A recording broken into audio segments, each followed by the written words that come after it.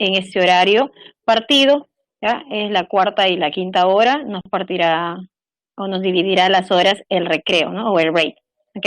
Ya, listo. Aparece la primera parte, la presentación, ¿ok? En mi caso, Claudia Villanueva Huerta, química de la Facultad de Química, ¿no? De la universidad, ¿no? Hoy tenemos como clase, ¿no? La química como ciencia, ramas, método científico, magnitudes y unidades del sistema internacional, un poco de notación científica, ¿ok? Y un poco de matemática, temperatura y densidad y escalas, un poco de conversión también, ¿ok? Para empezar, vamos a dar los lineamientos para trabajar de manera óptima durante el tiempo, ¿no? De nuestra sesión.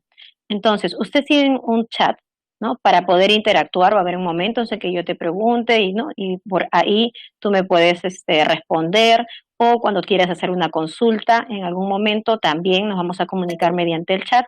Por eso te pido de que el uso sea pertinente, ¿ok? El uso sea pertinente para que no nos distraigamos. ¿Cómo vamos a trabajar?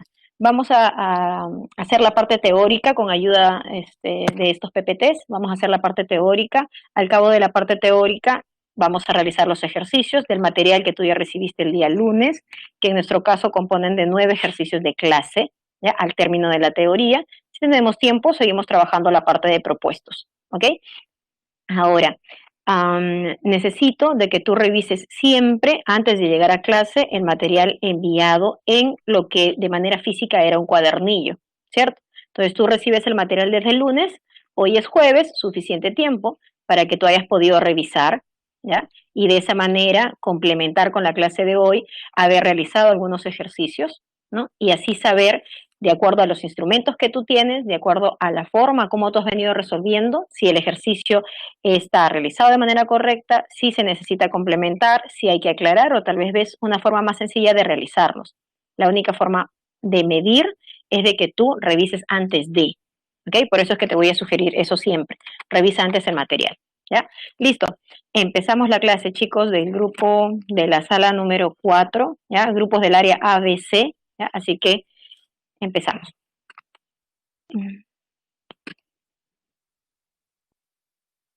Tenemos la química como ciencia, ya hemos detallado lo que vamos a trabajar el día de hoy, y tenemos, la química se describe como ciencia a partir del siglo XVIII por curiosidad, ¿no? Curiosidad que tiene el hombre para ir explicando todo lo que sucede a nuestro alrededor, ¿ya? La química es la ciencia que estudia la materia y sus propiedades, cambios, ¿sí? Todo lo que tenga que involucre la materia, el estudio es el de la química. Ahora, también relaciona, si hablamos de cambios de la materia, propiedades para evidenciarlas, siempre hay una absorción, una liberación de energía, por lo tanto, hablamos de materia y sus relaciones energéticas, ¿ya? Todo ello estudia la química. La química tiene un amplio campo de aplicación en el área médica, ¿no? En las industrias, en los alimentos, hidrocarburos importantes, ¿okay? En la industria cosmética, etcétera. No existe algún área donde la química no se vea aplicada, ¿no? De ahí su importancia. Ahora, la química como ciencia presenta 5 ramas. Presenta muchas en realidad, ¿ok? Pero básicas son 5, son las 5 fundamentales. A ver, tenemos primera rama, corresponde al área de la físico-química. ¿Qué será la físico-química? Dice, estudia o establece esto, mira, leyes. ¿Para qué me sirven estas leyes? Para explicar el comportamiento de la materia. ¿Por qué la materia se comporta de determinada manera? Se explica en base a un método que vamos a realizar después y en función a ello buscamos las leyes. ¿Ok? Como por ejemplo, aquí dice, evalúa las cantidades energéticas en los cambios químicos. ¿Ya? Ejemplo, tengo aquí una aplicación en el área de la físico-química, ¿no? Determinar la cantidad de calor en un proceso químico. Aquí, es un calorímetro, se puede medir la cantidad de energía liberada o absorbida dentro de un proceso. El área de la físico-química también nos permite evaluar la velocidad con la que se describen determinadas reacciones, con las que desarrollan las reacciones, ¿no?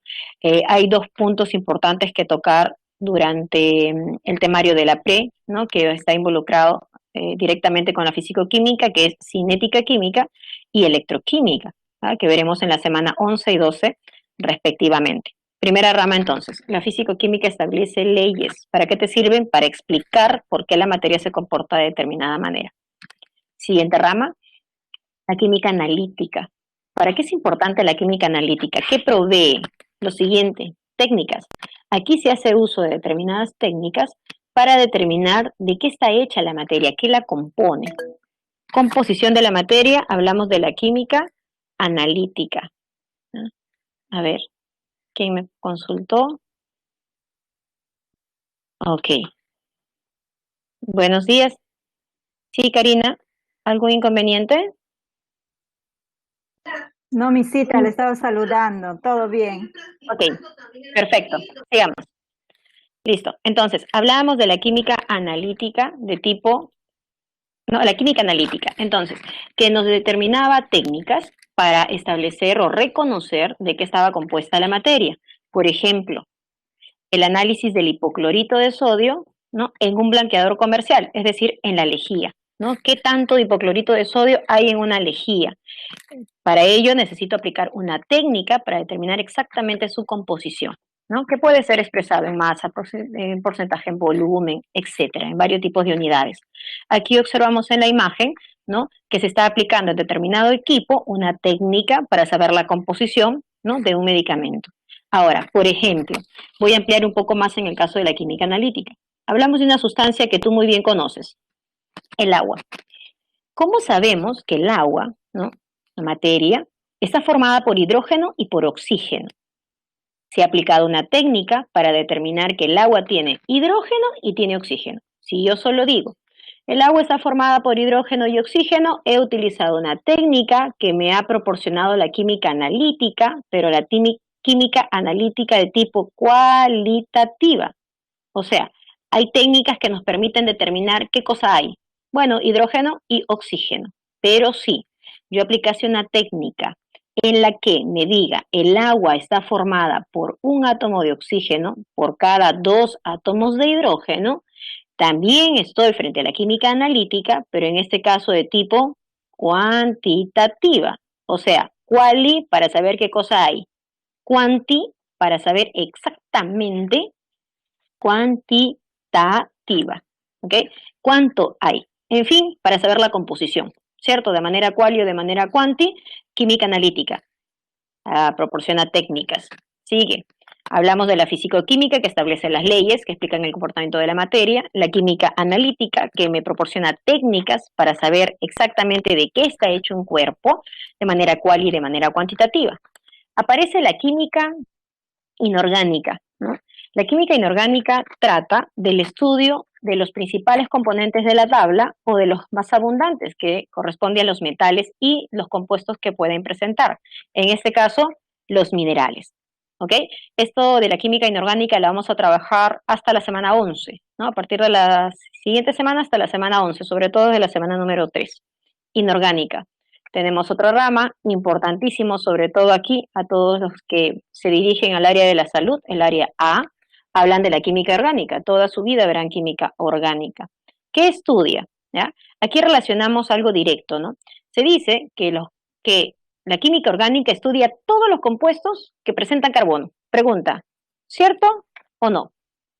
La química orgánica, contéstame por el chat, la química orgánica estudia a todos los compuestos que contienen carbono en su estructura. ¿Qué me dices? A ver, a todos los compuestos que tienen carbono en su estructura. ¿Qué dices? Por ahí están divididas sus respuestas. Sí, no. Bueno, me corrijo entonces.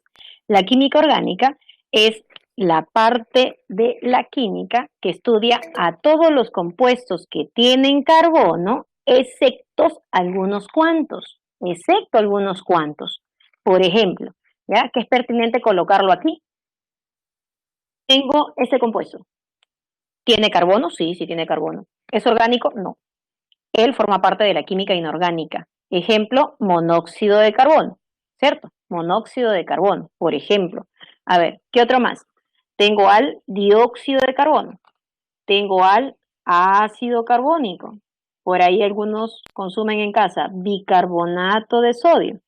Estos compuestos, si bien tienen carbono en su estructura, no son clasificados como orgánicos. Entonces, vamos a corregirnos. La química orgánica estudia a los compuestos que contienen carbono, sí, pero que además presenten características específicas, como por ahí un compañero decía, que pueda presentar hidrógeno también, oxígeno también, o nitrógeno, ya recordarán esos elementos famosos, el chon, ¿cierto? Ahora, para reconocer que un compuesto que tiene carbono sea orgánico o no, nosotros trabajamos desde la semana 13 hasta la semana 16, 4 semanas de química orgánica, de tal manera que ahí vamos a reconocer qué características debe tener un compuesto que tenga carbono para ser clasificado como orgánico. Ejemplo aquí, tenemos la síntesis de la aspirina. Me refiero, tengo un compuesto que es orgánico, cómo se genera, cómo lo puedo obtener, cómo lo extraigo, todo eso tiene que ver con la química orgánica si el compuesto es orgánico. Recuerda que síntesis es generar, ¿ya? Generar aspirina en este caso, ¿ya? Se puede generar en algunos procesos de tipo naturales, pero cuando sí se habla de síntesis tal cual, es un proceso de actividad humana, ¿cierto? Para generar este tipo de compuesto que tiene aplicación médica importante. Cuarta rama. Quinta rama, tenemos a la bioquímica, ¿ya? La bioquímica es, a ver, dice bio, seres vivos, química, procesos. Entonces, la bioquímica estudia a todos los procesos químicos que se vean involucrados con los sistemas vivos. ¿Ok? Proceso químico en un ser vivo, ahí hablamos de la bioquímica. ¿Ya? Como por ejemplo tienes la fotosíntesis que tú bien conoces. Entonces, hasta aquí tenemos 5 ramas que no son las únicas, son ramas básicas, fundamentales. ¿Ya? Vamos a repetir, ¿ya? Un repasito. La primera rama que enunciamos fue la físico-química, que establece leyes. ¿Para qué me sirve? Para explicar por qué la materia se comporta de determinada forma. Siguiente rama vimos la química analítica. Me proporciona técnicas para determinar la composición de la materia, qué cosa tiene, cuánto tiene. La química inorgánica, veíamos, que relaciona principalmente el estudio de los metales, principalmente, y los compuestos que corresponden a los minerales.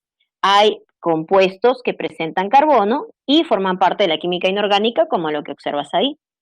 En el caso de la química orgánica, estudia principalmente los compuestos que presentan carbono en su estructura, excepto algunos cuantos mencionados en la lámina anterior, ¿ok? Y como ejemplo, vemos aquí la síntesis de este compuesto orgánico importante.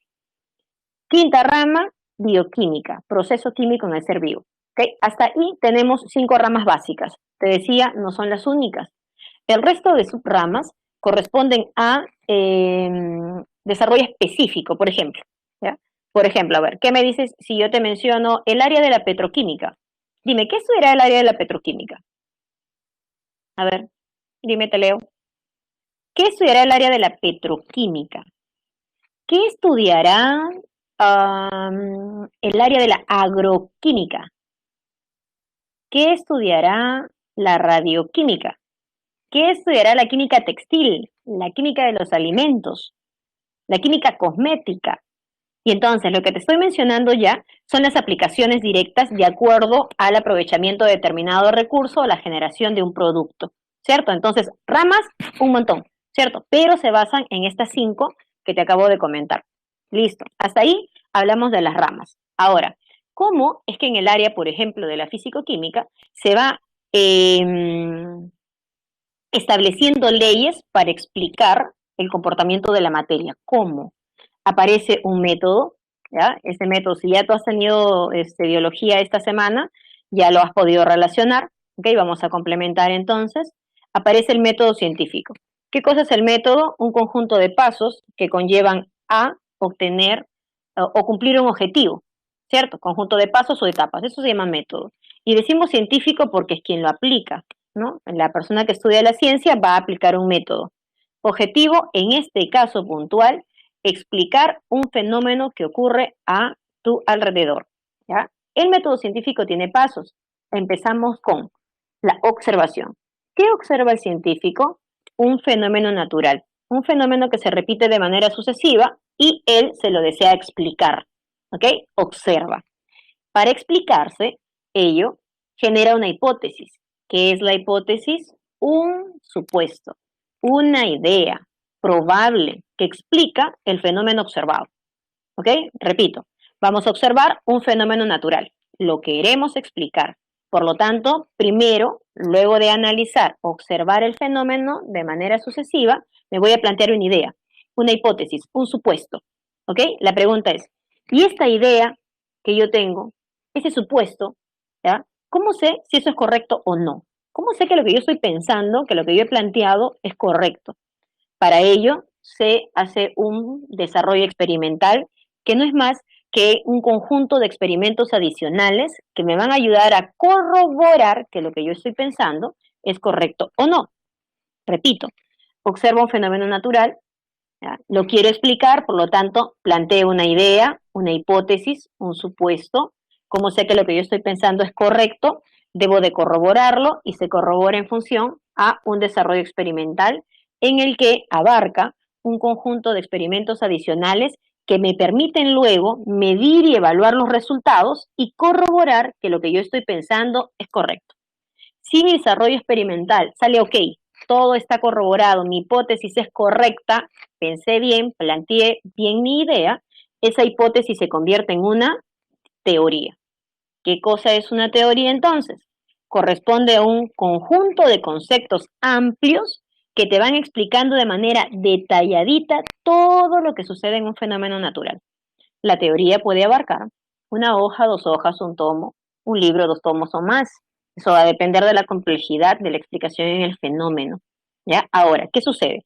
Observo un fenómeno, lo quiero explicar, planteo una idea, voy a hacer mis experimentos y observo que no coincide. No coinciden del todo o tal vez en nada de lo que yo pensé. Querrá decir entonces que mi hipótesis está mal, ¿cierto? Que yo planteé mal mi idea. Si los experimentos conllevan a no concordar con lo que yo pensé, mi hipótesis es incorrecta, mi hipótesis está mal. Por lo tanto, lo que debo volver a hacer es chequear mejor el fenómeno, ¿cierto? Replantear mi idea, corroborar que eso es correcto haciendo un desarrollo experimental. Si todo sale ok, otra vez, mi hipótesis está cierta y esta se convierte en una teoría, conjunto de conceptos amplios que explican el fenómeno natural. Hay fenómenos que son explicados solo en base a teorías, ¿ok? Ahora, hay que tener mucho cuidado con esto.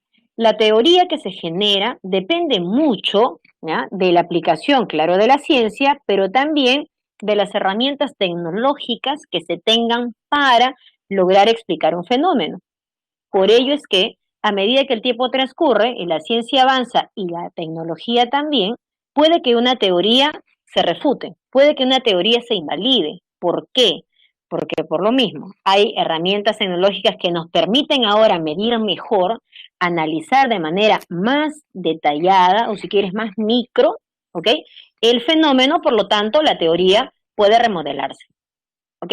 Ahora, de estas teorías ya bien establecidas, de este conjunto de conceptos amplios que explicaban todo el fenómeno natural, en algunos casos se desprende algo sucinto, algo pequeñito, un enunciado exacto. A ese enunciado exacto se le denomina ley. Entonces, hay fenómenos que se explican en base a teorías, hay unas de las cuales se desprenden leyes, que son enunciados exactos que explican un fenómeno natural, pero también hay leyes que no solo se quedan en enunciados, sino que también tienen representación matemática. ¿Ok? Y de esa manera se ha ido explicando todos los fenómenos, ¿no?, que ocurren a nuestro alrededor. Ojo, esto es activo, ¿ya? No se ha terminado el estudio, los científicos siguen trabajando día a día para tratar de explicar lo que ocurre a su alrededor y obviamente esperarán a muchos de ustedes para que sigan en ese camino. Ahora, como ejemplo puedo colocar a él.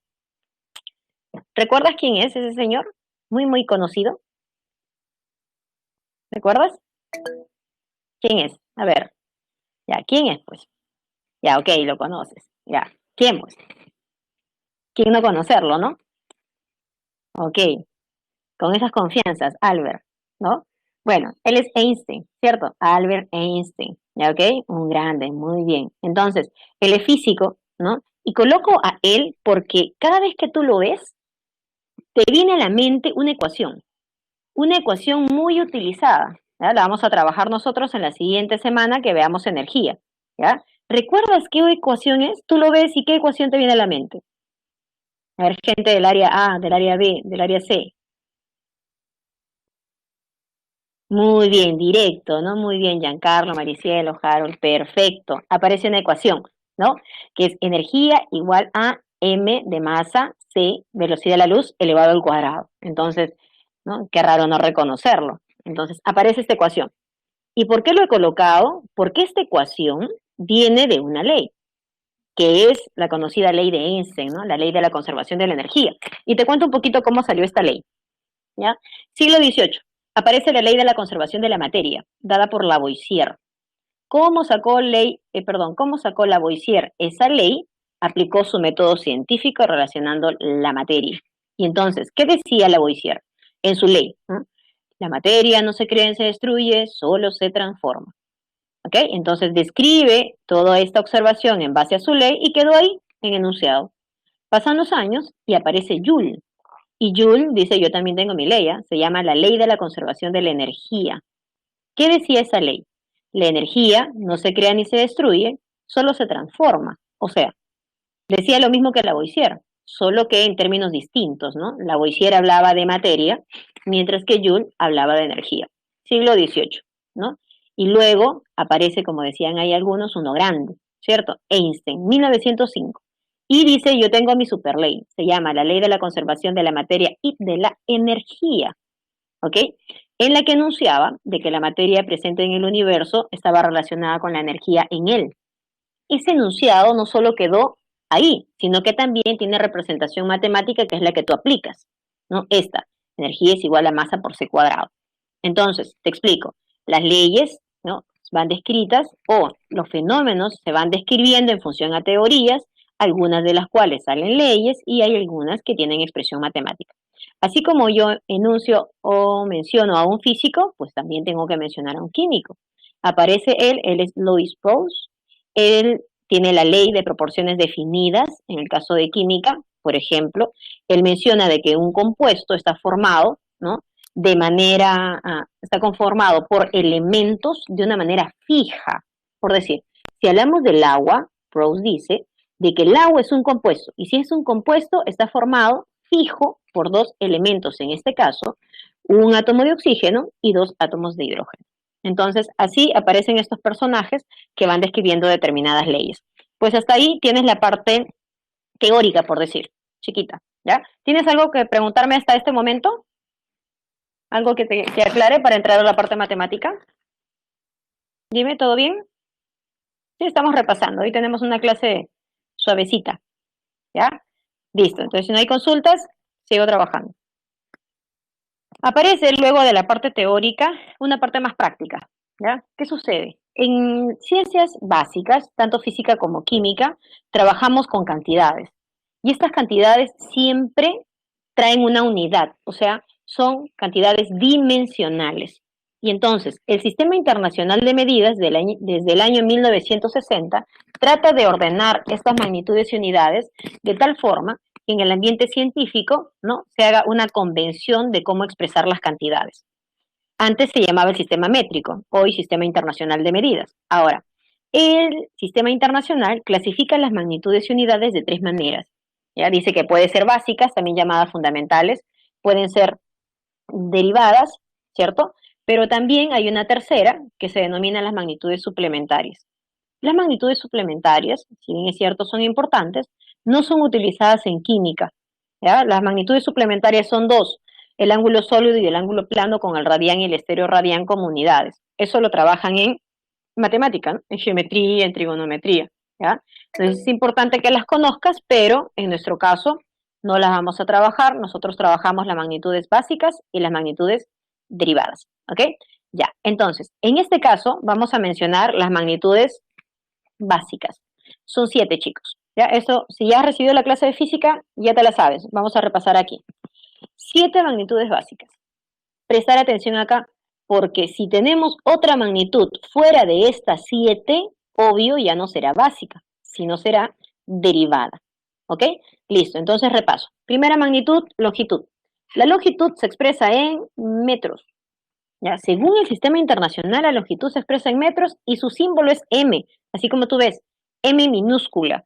Ahora, pregunto, si bien es cierto, la longitud se puede expresar en metros según el SI, pregunta, ¿yo puedo expresar mi longitud mi altura, por ejemplo, en kilómetros, lo puedo expresar en pies, en yardas, en centímetros. ¿Puedo o no puedo? Dime, ¿puedo hacerlo?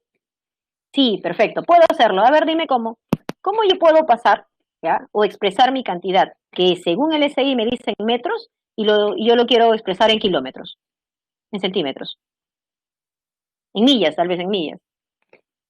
Sí, muy bien, se puede hacer. ¿Y qué tengo que hacer? Fabricio me dice, haciendo una conversión. Perfecto. Entonces, en algunos momentos voy a tener que hacer conversión de determinada unidad si quisiera expresar en algo específico.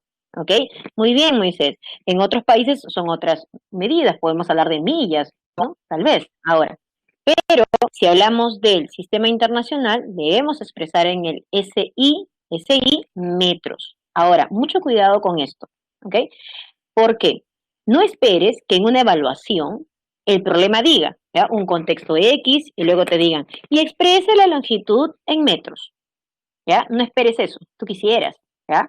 No te van a decir así, te van a decir, y exprese la longitud en el sistema internacional. Basta que te digan SI, tú tienes que expresar en metros, independientemente en qué unidad esté. Ojo si hablamos de longitud. Y para eso tú mismo has dicho, tenemos que hacer una conversión. ¿Ok? Listo. Entonces, importante aquí establecer o reconocer, recordar que eso va en el SI metros. Ya. La masa se expresa en kilogramos y su símbolo es KG.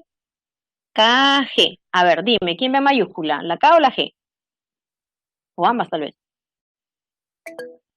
A ver, ¿quién va en mayúscula? A ver, las chicas son las que más participan por acá. Muy bien, muy bien, muy bien. Ya por ahí han caído algunos. ¿Ya? Ni la K ni la G. Si ves mi diapositiva, la K y la G, ambos se, se expresan minúscula, ambos están en minúscula. ¿Ok? Y eso es lo correcto, ¿ya? Lo que pasa es que en la calle vemos mal, o como es un lenguaje coloquial para la gente que consume determinados productos, las empresas lo dejan así, K mayúscula, G minúscula, pero eso no es lo correcto. Se entiende por el público comercial, sí, pero no es lo correcto. K y G, ambas en minúscula. Ya, entonces, si la masa me dicen que en el SI yo debo expresar en kilogramos, pregunta, ¿mi masa la puedo expresar en toneladas? Dime, ¿la puedo expresar en gramos? ¿Se puede o no se puede? ¿No puedo expresar mi masa en toneladas? Claro que sí, muy bien, Gala. Sí, sí la puedo expresar en toneladas. ¿Qué debo de hacer otra vez? ¿Qué debo de hacer para pasar de una unidad en otra?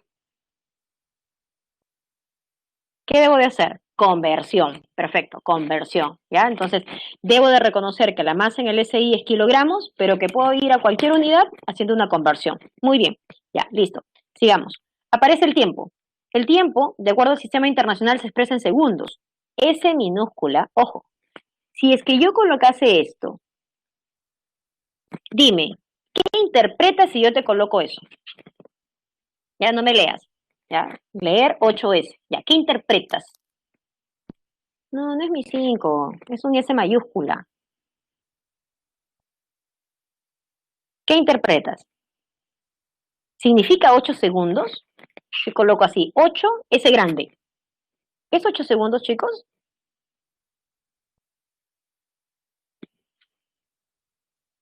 A ver, tienen problema con mi 5.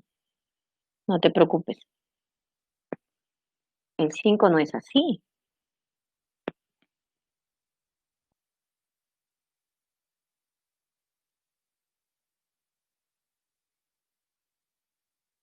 Ya, ahora sí. A ver, si así es de tu agrado. ¿Qué significa eso? Si yo coloco así, 8 S mayúscula, dime, ¿qué interpretas tú? Ok, Moisés, no es tiempo, no es tiempo. Porque si fuese tiempo, yo debería colocar 8 S minúscula. Muy bien, ya. Pero ¿qué significaría si tú la miras así? Muy bien, Duvernay. Claro, porque tú dirías, bueno, depende del contexto, profe. Si nos encontramos en química, puedo decir que hay 8 átomos de azufre. Perfecto, 8 átomos de azufre. Pero tal vez estoy en matemática, ¿cierto? Y por ahí algunos le dicen a al S el símbolo del área, ¿cierto? Tal vez estoy en matemática y le pongo una bolita y ya me paso la sexagesimal. Tal vez estoy en física y digo que la S mayúscula es la unidad de Siemens, que es la inversa de la resistencia. Es decir, Muy bien, suplementario. O sea, ¿qué otra cosa no puede ser, no? Ahora, de ahí la importancia de expresar correctamente las unidades. Si es que tú quieres decir segundos, pues no debe haber colocado esto, debe haber colocado 8 S minúscula. Chiquita ya, si no te gusta esta, pues en minúscula. Así, en química, física, matemática, donde tú quieras, eso simboliza tiempo. De ahí la importancia. Sobre todo en el caso de química, chicos, porque nosotros tenemos 118 elementos químicos cuyo símbolo hay que respetar, por lo tanto, no puedes estar escribiendo cualquier cosa que puede significar otra. ¿Ya? Cuidado entonces. Y además, otra vez, el tiempo se expresa de acuerdo al sistema internacional en segundos. Pregunta, ¿el tiempo lo puedo expresar en minutos? ¿Lo puedo expresar en horas? ¿Qué dices? Minutos, en horas, tal vez en días, ¿cierto? Semanas, meses, ciclos, etcétera, ¿cierto? Así puedo expresar el tiempo también. ¿Qué tengo que hacer? Otra vez, una nueva conversión, ¿ok? Pero de acuerdo al SI, debo expresar en segundos, ¿ok? Ya entendiste la idea. Sigo entonces. Se puede expresar, ¿ya? Cuarta magnitud, tenemos intensidad de corriente. Cuando hablamos de intensidad de corriente, la expresión corresponde a amper o amperio en su traducción. Perfecto, magnitud básica. Sigue, temperatura. La temperatura, según el sistema internacional, se expresa en Kelvin. ¿Ok? Pero no es común. En nuestro país expresamos en grados Celsius, ¿cierto? En otros países se expresan en grados Rankine, en grados Fahrenheit, ¿ya? Pero si hablamos del sistema internacional, yo debo expresar en Kelvin. Para eso, más adelante trabajaremos la conversión de escalas para poder tener una equivalencia hacia otra si lo pidiesen, ¿ya? Siguiente magnitud, hablamos de la cantidad de sustancia importantísima en el caso de química, la mol. Eso lo vamos a trabajar en la semana número 8 cuando lleguemos a hacer estequiometría. Última magnitud, básica también, intensidad luminosa, expresada como candela. Su símbolo es CD, mira, CD, ambas en minúscula. ¿Qué tal si yo escribo esto? Dime, ¿qué significaría si yo coloco C mayúscula, D minúscula? ¿Qué significaría? Yo estoy expresando a candela. ¿Qué significa? Un poco de música. ¿Qué significa? Muy bien, significa, estamos en química, pues. Ya viste, ya me viste. ¿Quién me dijo eso? ¿Quién me dijo que fue por acá?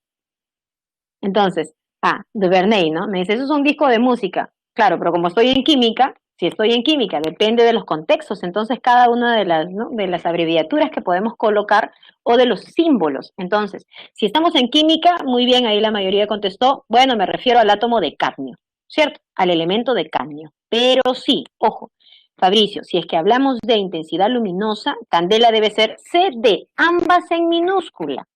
Mucho cuidado, ambas en minúscula, ¿ya? Perfecto. Listo. Entonces, ahí tenemos las magnitudes básicas, son 7, ya no te olvides, longitud con la masa, longitud con el metro, masa con kilogramo, tiempo con segundos, intensidad de corriente con amper, temperatura con Kelvin, cantidad de sustancia, mol, intensidad luminosa, candela. 7 básicas, no me olvido, cualquier otra cosa fuera de las básicas será derivada, ¿ya? Recuerdo el sistema internacional, ¿puedo expresar en otra unidad? Sí, haré conversiones. Magnitudes derivadas entonces. Aparecen estas, ¿ya? Pero antes de ello, a ver, voy a comenzar por una pequeñita, por la más pequeñita, mira, el área.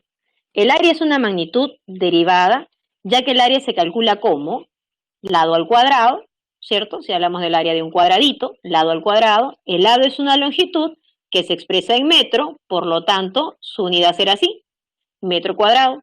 Se dice que es una magnitud derivada, que depende de una fundamental, en este caso de la longitud. Similar en el caso del volumen, ¿no? El volumen se expresa, o tú calculas volumen cubo, el lado es una longitud, el lado se expresa en metros, y acá yo tengo metro cúbico, ¿cierto? Puedo hacer conversiones, ok, SI, metro cúbico.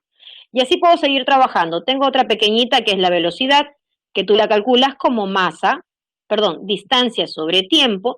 La distancia es una longitud, el tiempo, segundos, por lo tanto, es una magnitud derivada, ya que depende de dos fundamentales, de dos básicas, ¿cierto?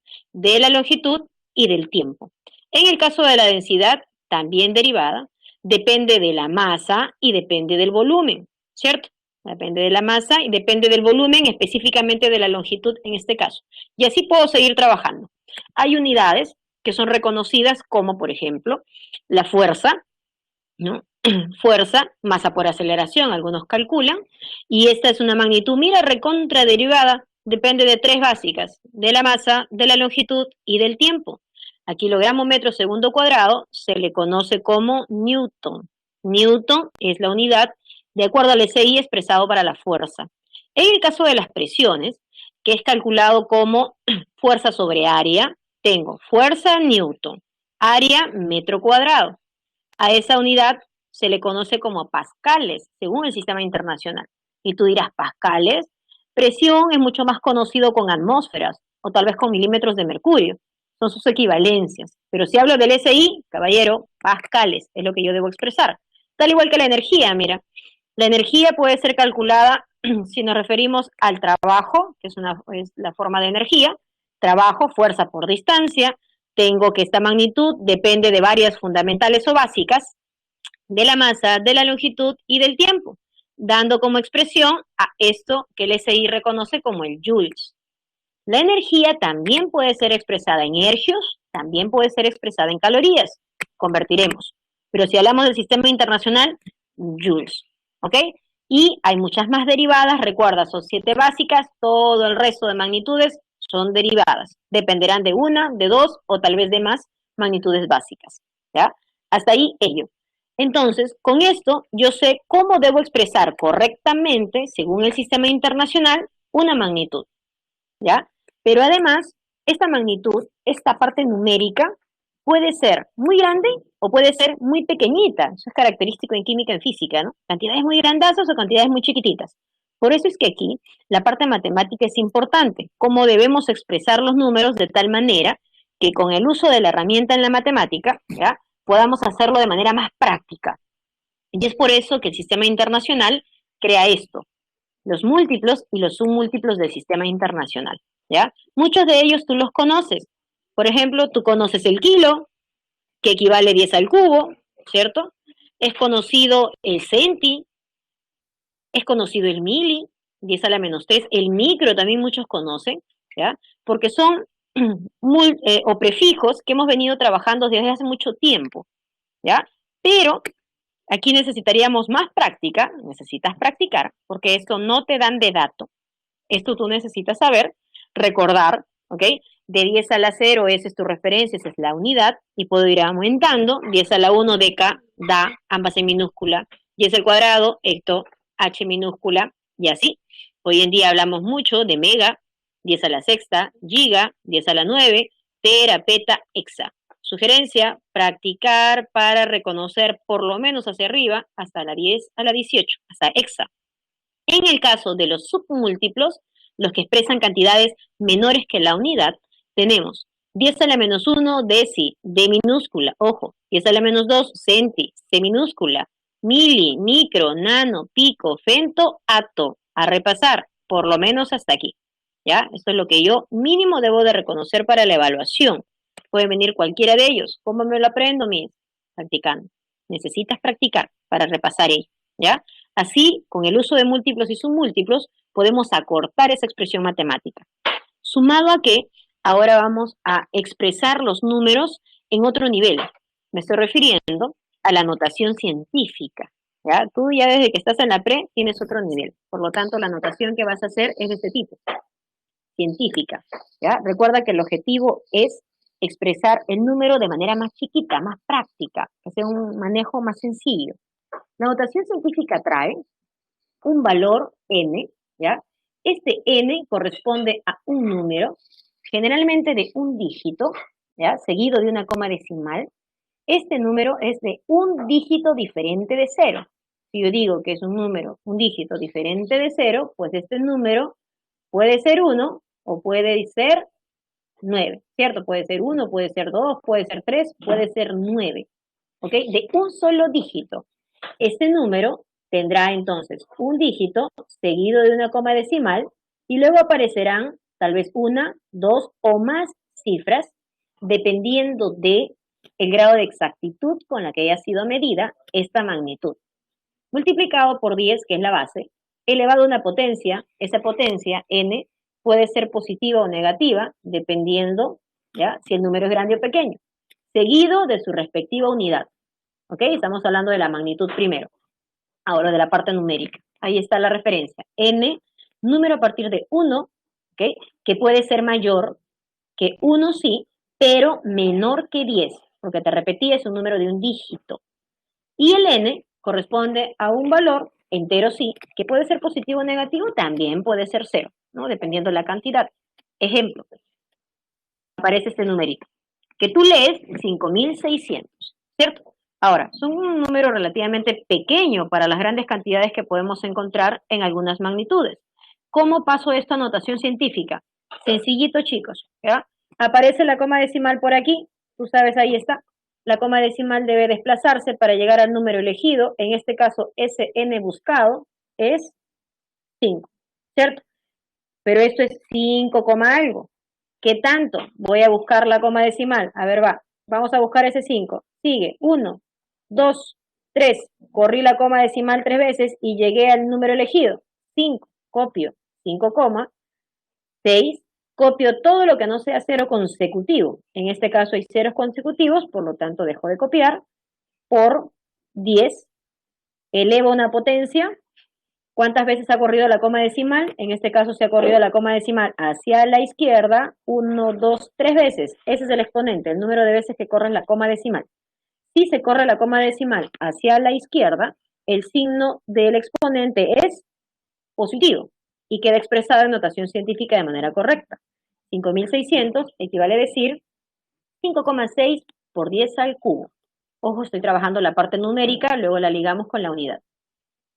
Aparece este otro ejemplo, 0,056. ¿Ya? ¿Qué necesito? Un número de un dígito. Pues entonces el elegido es 5. 5, algo. Voy a buscar. Corre la coma decimal, ahora ahí está. 1, 2, 3 y llegué al número elegido. 5, copio lo que no sea 0 consecutivo, ya está, por 10. Se ha corrido la coma decimal hacia la derecha, ¿cierto? ¿Cuántas veces? 3. Si corres la coma decimal hacia la derecha, el signo es negativo y tendré la expresión correcta. ¿Ok? Ahora, esto es sencillo. ¿El exponente es positivo o negativo? Depende. Pues si el número es grande, el exponente es más. Si el número es pequeñito, el exponente es menos, ¿cierto? De esa forma puedes relacionar. Ahora, te repito que esta primera clase para mí es básica. Por lo tanto, de manera detallada estoy explicando alguna que otra cosita. Desde la siguiente semana, yo matemática no trabajo, porque yo te enseño química, pero la matemática es una herramienta que hoy sí la vamos a trabajar suavecita.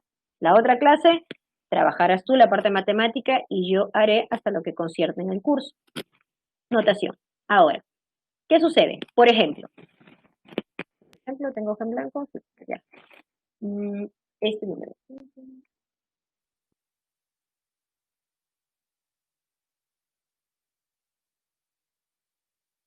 Ya.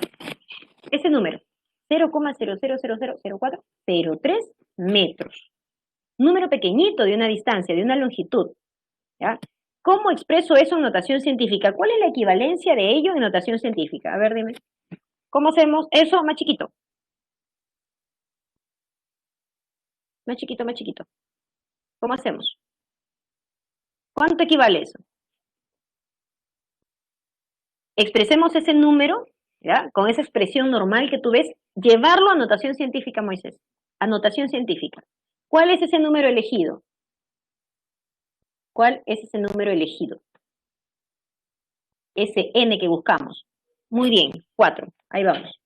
4. Entonces tengo número elegido, 4. Eso será 4, algo, ¿cierto? Voy a desplazar la coma decimal, ahí voy. Está aquí, voy a desplazar 1, 2, 3, 4, 5 y llegué al número elegido.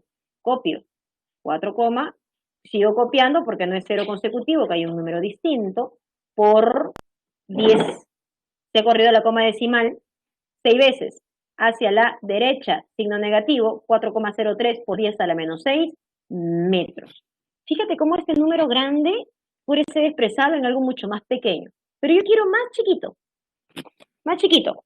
10 a la menos 6. Dime, ¿qué múltiplo o submúltiplo puedo utilizar? algo más pequeño. Ya hice que un número, ¿no?, de expresión grande, ¿ok?, de expresión grande, en este caso de equivalencia pequeña, ¿ya?, se exprese de manera más corta, ¿ya? Pero quiero más chiquito aún. Sí podemos, dale.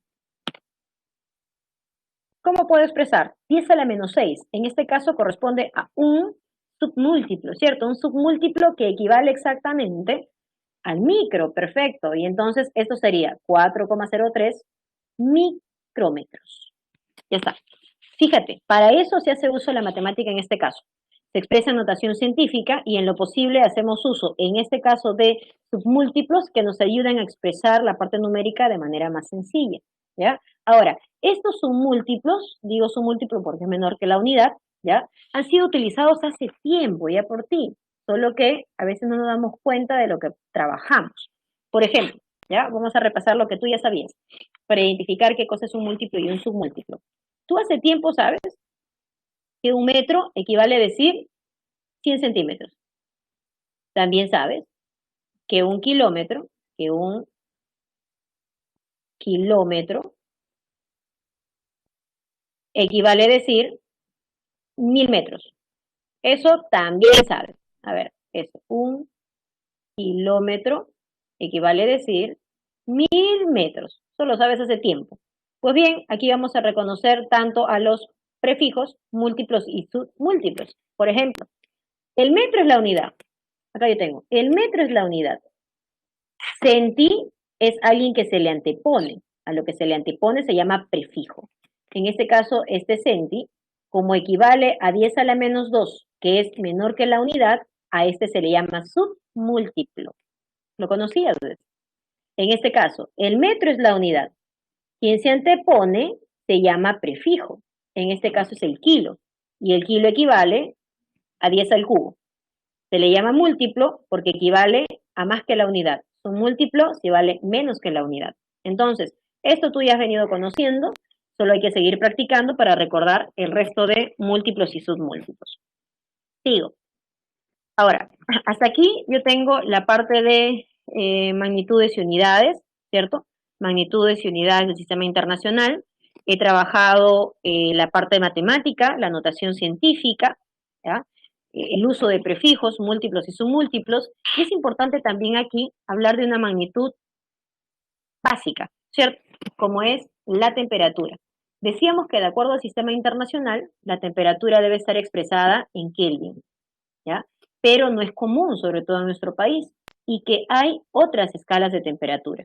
Y aparece una ecuación matemática que es la que siempre se debe de relacionar si quiero convertir la temperatura de un cuerpo en determinado momento a otra escala. ¿Cómo sale eso? Aparece esta tabla de referencia, ¿ya? Entonces, para determinar la equivalencia de una escala a otra, Celsius, Fahrenheit o Kelvin, Rankine también, ¿ya?, se ha tomado dos puntos de referencia. El primer punto de referencia es utilizando a este líquido elemental, el agua. Se ha medido el punto de ebullición del agua y se sabe que el agua ebulle a 100 grados Celsius siempre y cuando se encuentre a nivel del mar, me refiero, sometido a una presión de una atmósfera. Así como hierve a 100 grados Celsius el agua, también ebulle a 212 grados Fahrenheit, lo hace a 373 Kelvin y también lo hace a 672 Rankine. Se ha medido otro punto de referencia es el punto de fusión del agua, que tú bien sabes es 0 grados Celsius, pero también 273 Kelvin, 492 Rankine o 32 grados Fahrenheit. Puntos de referencia, que ha llevado a relacionar de que 100 grados Celsius corresponden decir 180 grados Fahrenheit, ¿ya? Si yo relaciono uno frente a otro, lo que estoy hablando aquí es de una variación. Entonces, en la variación de temperatura se reconoce que 100 grados Celsius, ¿no?, varía la variación. 100 grados Celsius equivale a decir la variación de 180 grados Fahrenheit, de 100 grados Kelvin y de 180 grados Rankine. Otro punto importante para destacar aquí es hablar del cero absoluto, ¿ya? Vamos a hablar del cero absoluto cada vez que las escalas que relacionemos sea la de tipo absoluta, y en el caso del sistema internacional, pues hablamos de Kelvin. En base a este análisis y aplicando un teorema matemático que es el teorema de Tales, ¿ya?, se desarrolla esta ecuación, que es la que tú debes de reconocer, ¿no? Ya sabes de dónde sale a partir de tomar dos puntos de referencia, el punto de ebullición y el punto de congelación del agua, ¿ya? Pero lo que a ti te van a consultar es la aplicación. Sale esta ecuación que muchos recuerdan, de la cual también se desprenden muchas más pequeñitas. Por ejemplo, ¿ya? Ahorita, si es que yo quisiera convertir la temperatura de un cuerpo de Celsius a Kelvin, ¿ya? El denominador ya se fue. Tengo Celsius, que es igual a Kelvin menos 273. Puedes despejar Kelvin y decir que Kelvin es negativo 273, positivo para el grado de Celsius. Y sale una pequeñita que tú bien conoces, esta. ¿De dónde sale? De haber relacionado Celsius con Kelvin. Puedo relacionar, si quiero, Fahrenheit con Celsius, si es lo que necesito, ¿no? 9 Celsius entre 5, esto es 1,8. 1,8 Celsius, ese negativo pasa a sumar, más 32 y me sale esta ecuación. Y así, si yo quisiera pasar de Kelvin a Rankine, de Rankine a Fahrenheit, etcétera, ¿ya? Entonces, todo sale de esta ecuación. Importante esta ecuación, sobre todo cuando lleguemos a la semana 9, en la que hagamos estado gaseoso, en la que en todas las ecuaciones se reemplaza la temperatura expresada en Kelvin. Importante la conversión. Y también lo que te comentaba, ¿no? Solo cuando hablamos de escala de temperatura podemos reconocer esto. Ojo, solo si hablamos de variación en las escalas, variación de temperatura. Esto de aquí vas a utilizar cuando quieras convertir la temperatura de un cuerpo, ¿ya? De Celsius a Fahrenheit, de Kelvin a Rankine, de Rankine a Fahrenheit, ¿ya? La temperatura de un cuerpo de un momento, de una escala a otra. Para eso se utiliza esta ecuación. Pero si yo quiero hablar de variación, ya es otra cosa. Cuando hablamos de variación, yo debo relacionar esto. ¿Ya? A ver, vamos a tener un ejemplo para ello. Dice, en Lima, los veranos son calientes y bochornosos, ¿ya? Y los inviernos húmedos y fríos. Durante el transcurso del año, la temperatura generalmente varía de 59 Fahrenheit a 27 grados Celsius. Al respecto, determine dicha variación expresada en el sistema internacional, ¿ya? A ver, son exactamente 11:54. Me voy a quedar con esta lámina para que tú te dirijas al break, ¿ya? La puedes ir resolviendo y al término del break damos solución, ¿ya? Para respetar tu break. Voy a pausar la grabación. Igual estoy aquí, si deseas hacerme.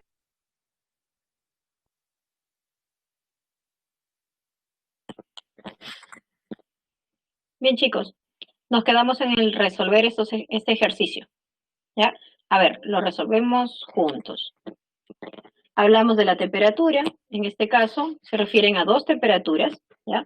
Yo voy a colocar aquí temperatura inicial igual a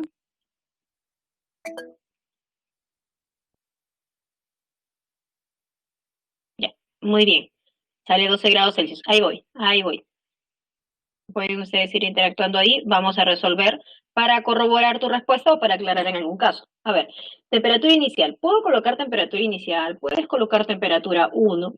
No hay inconveniente la anotación que tú le des. Pero en este caso tengo 59 grados Fahrenheit, una temperatura. Me hablan de otra temperatura que le voy a poner temperatura final. ¿Ya? Tú le puedes poner 1 o 2, la que tú quieras. ¿No? Solo necesitamos ordenarnos. 27 grados Celsius. Entonces, aquí hay dos temperaturas, ¿no? Extremas, por decir, ¿no? De la que sucede en Lima. En el frío, 59 grados Fahrenheit y en otra temporada, 27 grados Celsius. Ahora, ya anoté mis datos. Pregunta, ¿me piden qué cosa? Ah, me piden, ojo, me piden variación. Y entonces, apenas yo lea que me pidan variación, yo necesito calcular esto. Eso necesito. Ahora, dice, expresado en el sistema internacional, expresado en el SI. Y si me piden en el SI, pues yo debo expresar la variación en grados Kelvin. Ya está planteado. Ya tengo mis datos y es lo que necesito. Variación en grados Kelvin. Ahora, yo tengo dos opciones. Tengo varias opciones para resolver aquí. ¿Ya? Ahora, lo que yo debo aprovechar es cómo están expresados mis datos. Uno está expresado en grados Celsius, ¿cierto? Y entonces convendría tan solo este que está en Fahrenheit, pasarlo también en grados Celsius. Porque tú sabes, y hemos sacado la relación, de que si tenemos la variación en grados Celsius, esto equivale también a tener la variación en grados Kelvin. Por lo tanto, esto me permite hacer un trabajo mucho más rápido.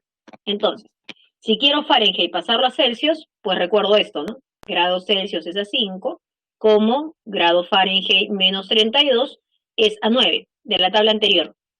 Voy a reemplazar. Grados Celsius, no sé cuántos grados Celsius es, no sé cuánto equivale. Esto es 5, 9 y por acá. En Fahrenheit es 59, menos 32. Ya, tú operas bien ahí y esto me sale, a ver, 59 menos 32, 27, 27 entre 9, 3 por 5, 15. Y entonces, hasta acá tú dices, esa temperatura inicial, ¿no? Que era 59 grados Fahrenheit, equivale a decir 15 grados Celsius. Entonces, como yo quiero calcular la variación indica que esto sea final menos inicial, siempre. Final menos inicial o mayor menos menor. Cuando se habla de variaciones, se trabaja la parte numérica, casi como un valor absoluto. Solo que si sale positivo o negativo la parte numérica, decimos de que hay una variación, ha aumentado, o si sale negativo, ha disminuido, ¿no? Pero en términos, variación. Y entonces, la mayor era 27 grados Celsius, la chiquita es 15 grados Celsius, que es su equivalencia a los 59 Fahrenheit que te dieron de dato, acá lo tienes, de tal manera que la variación de temperatura es 12 grados Celsius. Pero como la variación en Celsius y en Kelvin es equivalente, puedo decir que el cuerpo o que la temperatura varía en 12 Celsius y que también varía en 12 Kelvin. Esta es la respuesta. Varía en 12 Kelvin. Cuidado que alguien haya a los 12 haberle sumado 273. Cuidado, porque eso solo se realiza cuando se quiere convertir un cuerpo, la temperatura de un cuerpo, a otro, no para variaciones. ¿Ya? A ver, en este caso sería 12 grados Kelvin, ¿ya? 285. Ya, no te preocupes, porque estamos para aclarar, ¿ya? Si alguien ha sumado los 12 Celsius más 273, tenemos error. ¿Ok? Se expresa, o si tú quieres sumar el grados Kelvin, es para una sola temperatura, no para la variación. ¿Ya? La variación no tiene eso. O acaso, voy a regresar acá, ¿no? O acaso en la lámina anterior tuviste que yo coloqué que la variación de Kelvin es igual a la variación de Celsius más 273. ¿Colocamos eso acaso? ¿Ah? Recuerda que para hacer la conversión, por eso es importante aclarar, ¿ya? Para hacer la conversión, yo tengo de Kelvin, ¿no? De Celsius a Kelvin puedo hacer esto, para la temperatura de un solo cuerpo. Esto no es correcto, ¿ya? No es variación, es un solo cuerpo, la temperatura de un cuerpo en un momento, no es variación, ¿ya? Así que tengan mucho cuidado si es que por ahí están aplicando eso, ¿ya? Y si estuviéramos estado en una evaluación, ya hubieses marcado incorrecto, porque esa clave sí está, claro, pero es incorrecta, ¿ya? Cuidado, vale la pena aclarar. Muy bien, sigamos. Listo, para eso está el ejercicio, ¿ya? Ahora, eso como magnitud básica. También tenemos las magnitudes derivadas, hablamos del volumen, ¿cierto? Que era una magnitud que dependía de la longitud y que se expresaba de acuerdo al sistema internacional en metros cúbicos, ¿ya? Que no es muy usual. Hablamos de centímetros cúbicos, de mililitros, de litros, decímetros cúbicos, ¿ok? Como por ejemplo aparece la equivalencia acá. Ahora, cuidado, porque esta equivalencia no viene de dato en el examen. No viene de dato. Te podrá venir dato de equivalencia en presión, pues que no es muy común algunas, pero en volumen no viene dato de equivalencias, ¿ya? De tal manera que tú tengas que estar preparado para decir, un metro cúbico equivale a 1000 litros, un metro cúbico equivale a 10 a la sexta mililitros, ¿cierto? Reconociendo esto también, claro. Ahora, no siempre debamos de memorizar algunas cosas, ¿no? Es importante de que tú sepas algunas cosas básicas y que puedas lograr deducir. Eso es importante. Por ejemplo, ¿ya? Voy a colocar aquí un ejemplo. Permíteme, acá. Por ejemplo, tú dices, ¿y cuántos mililitros y cuántos centímetros cúbicos ingresan en un metro cúbico? ¿Cuántos decímetros? ¿Cuántos litros? Y ya hay un poco que me mareo un poco, ¿ya? Entonces digo, si no me la he memorizado, no hay problema, la deduces con algo que tú sabes. Tú dices, bueno, yo voy a partir porque lo que yo sé. Yo sé que un metro tiene 100 centímetros, básico, todos sabemos eso, ¿cierto?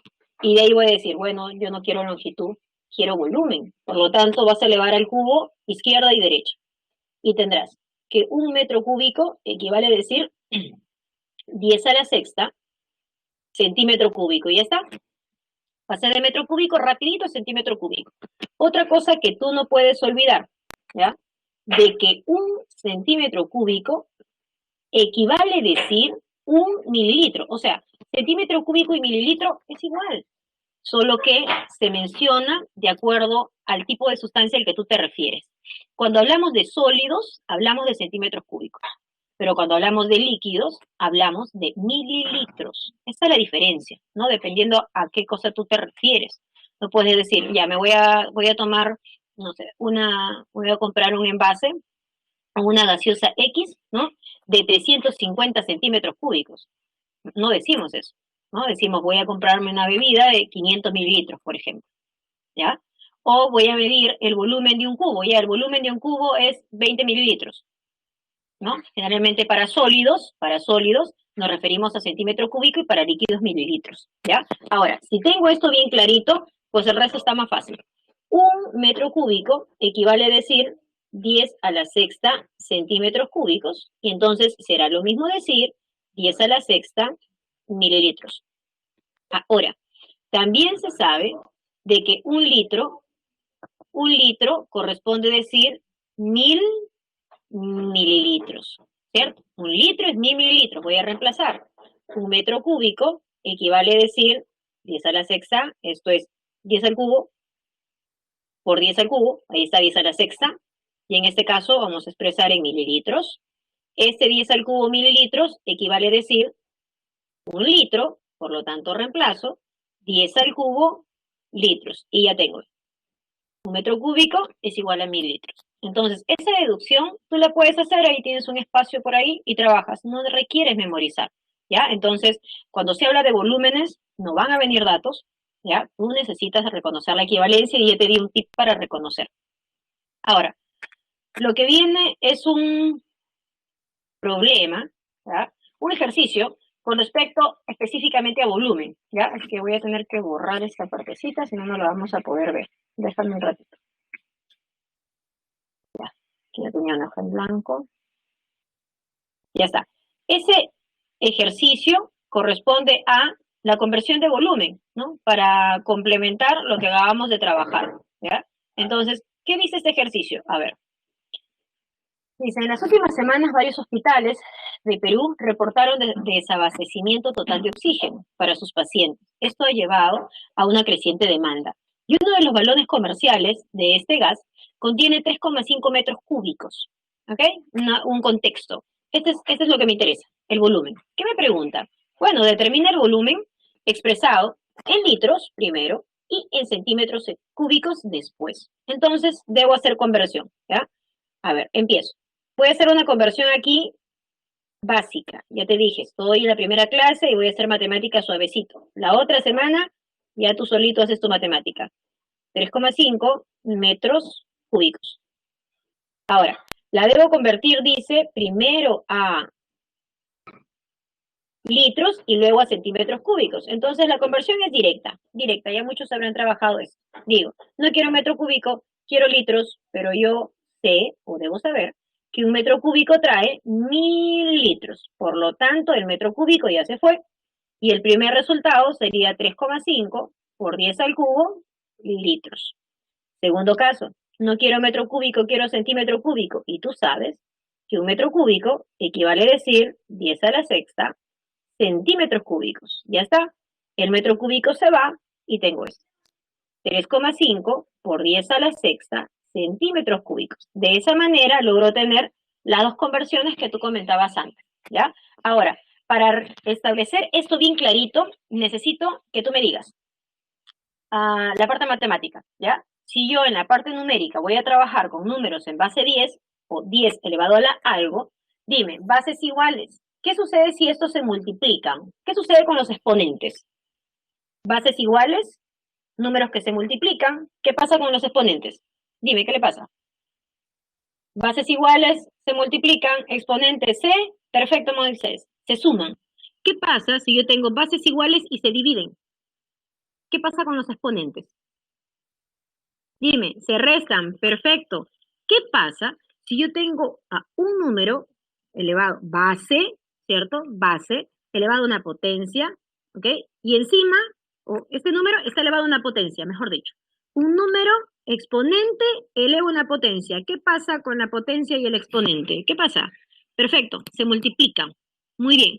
A ver, por ahí el alumno 309, paterno 309, le invito a colocar su nombre, ¿ok? Para poder ubicarte. Listo, se multiplican. Entonces, los, eh, las bases, ¿cierto? El trabajo numérico en las bases, tú le tienes que repasar, ¿ya? Bases iguales, exponentes, se suman si estas se multiplican, ¿cierto? Si se dividen, se restan, si se elevan a la potencia, se multiplican, eso ya estudio, ¿ok?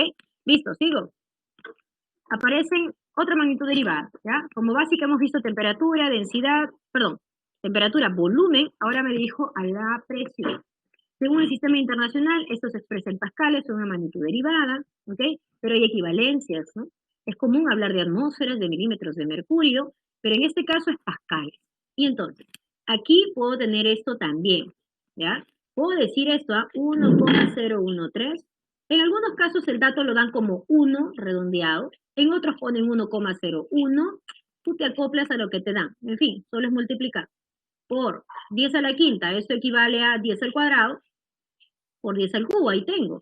Bases iguales se suman, ¿cierto? Pascales. Ahora, ese 10 al cubo corresponde también a un múltiplo, de tal manera que esto puede ser reemplazado por esto. 10 al cuadrado, este 10 al cubo es un kilo, ¿cierto? Kilopascales. Puedo expresar en pascales, puedo escribir en kilopascales, en megapascales, terapascales, etcétera. ¿Ok?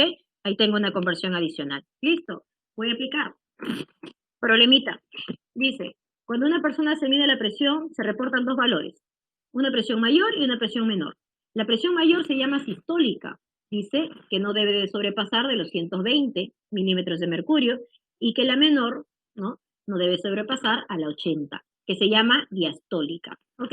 Dos datos entonces, voy a precisar. Tengo una presión denominada sistólica, así le voy a colocar 120 milímetros de mercurio, dice. Y la presión más bajita, que es la diastólica, es 80 milímetros de mercurio. Ya está, tengo dos datos. ¿Qué me pregunta? Dice, exprese la sistólica, o sea, esta, en atmósferas. Y la diastólica, es decir, la chiquita, en kilopascal. ¿Ya? Entonces preciso. La sistólica, ¿dónde estoy? La sistólica aquí, en atmósferas. Y la diastólica en kilopascales. Ya, esa relación debo tener. Aclarado eso, entonces trabajo con las equivalencias que me han dado. Milímetros de mercurio, no quiero milímetros de mercurio. Quiero en sistólica en atmósferas, entonces acá digo.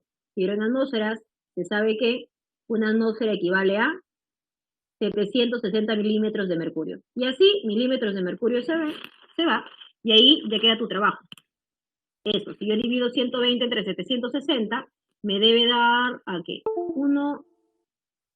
A ver, previo, para que no me digas de dónde salió eso. Vamos a borrar. Esto me debe dar 0, 120 entre 760, esto me sale 0,158 atmósferas. ¿Ya? Pero que también puede ser expresada en notación científica. Si quiero puedo colocar 1,58 por 10 a la menos 1, que es su equivalencia, pero expresada en notación científica, atmósfera. Ya está. Primer valor pedido. Segundo valor. Me piden que esa diastólica sea expresado en kilopascales. Así que por partecitas. Digo, no quiero milímetros de mercurio, entonces abajo. 760 milímetros de mercurio corresponden a una atmósfera y eso también equivale a 1,013 por 10 a la quinta pascal. Y ya está, el milímetro de mercurio se fue. Ya tengo pascales, pero ojo, a mí me la piden en kilopascales. Ya, revisar bien lo que solicitan. Entonces, una nueva conversión. Sé que 1 kilopascal, que es lo que yo necesito, equivale a 10 al cubo pascales. Por lo tanto, el pascal se retira, ahí está, y tú resuelves. Si operamos esto, nos debe salir algo de 10,63 kilopascales. Ahí está, resultado. ¿La puedo expresar en notación científica? Sí. ¿Cómo sería?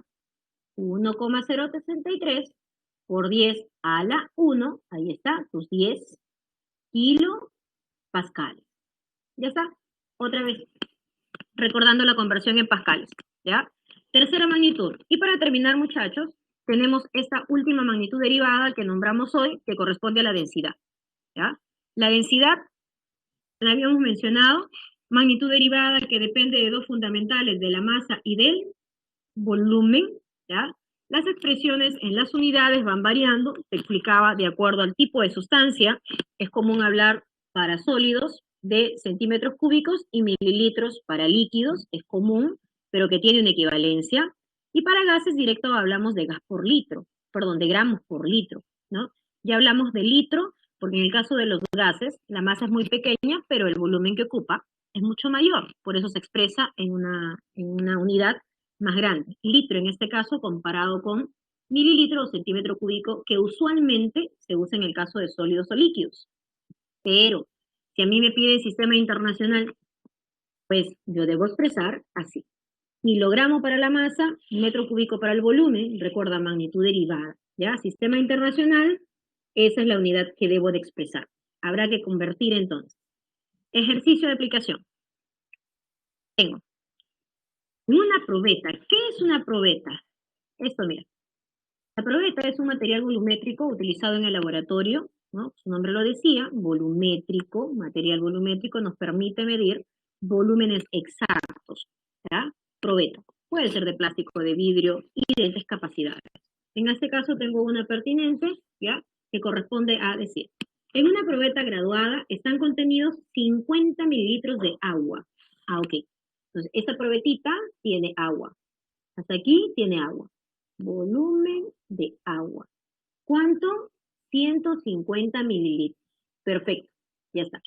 Luego dice, en ella se introduce un pedazo de aluminio. Entonces, aquí va a ingresar una masa de aluminio que corresponde decir 40,5 gramos. ¿Okay? Una masa de aluminio que va a ingresar sobre la probeta, a la probeta, y de acuerdo a su densidad, esta tiene una mayor densidad, dice 2,70 gramos por centímetro cúbico, por lo que el sólido desciende, ¿cierto? Recuerda que aquí el sólido puede flotar o no, de acuerdo a la densidad con respecto al líquido en el cual se encuentra introducido, ¿cierto? En este caso, el sólido cae, por aquí está, cae el sólido, de acuerdo a su densidad, y por ende, o por ello, hay un aumento en volumen, hay un desnivel. Recuerda, principio de Arquímedes, ¿cierto? Hay un empuje, hay un desnivel. Y esta variación en volumen corresponde al sólido introducido. Por lo tanto, el volumen que varía corresponde al volumen de este sólido, del aluminio en este caso. Hasta ahí el análisis. La pregunta es, ¿y qué cosa me piden? ¿Ya? Cuidado, ¿y qué cosa me están pidiendo? Bueno, me están pidiendo el volumen final. Ah, el volumen final, es decir, me están pidiendo todo eso. Volumen final, que corresponde a lo que había, que era el agua, más el aluminio que fue introducido.